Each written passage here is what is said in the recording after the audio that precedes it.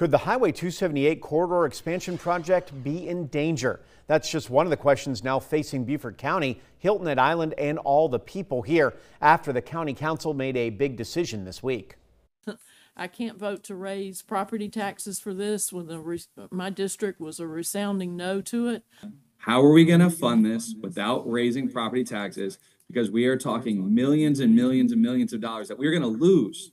Forget about raising, that we're going to lose in revenue for all of Beaufort County because Hilton Head is going to be inoperable when we're one lane in and out for 3 to 6 years, like Mr. McKellen said.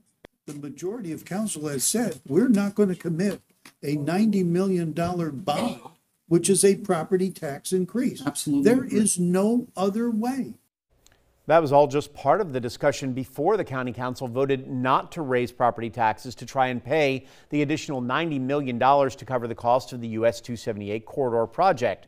Council administrators notified state leaders and South Carolina Department of Transportation it would like to keep the $120 million the State Infrastructure Bank has set aside to repair one failing bridge span onto Hilton Head.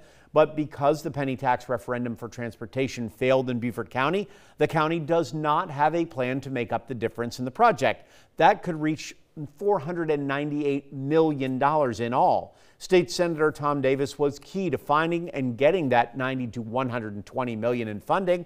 Davis is concerned the council's not looking at the big picture when it comes to this project, shutting down lanes to and from Hilton Head and the long-term effect. And one of the immediate things that will happen is the DOT will, it's already said it will, go in and immediately replace that first span, repair that first span coming from the mainland onto Pinckney Island. That may well restrict access, ingress and egress to Hilton Head. That may well have a significant impact on the economic activity on Hilton Head. That's critical because Beaufort County depends to a disproportionate degree on revenues generated by Hilton Head. So what happens next? I just got off the phone with Chairman Joe Passaman, who says that Senator Tom Davis will go to the Infrastructure Bank and ask for more time to come up with a plan to address the shortfall. The chairman says he hopes the state will give the county a month to analyze possible solutions.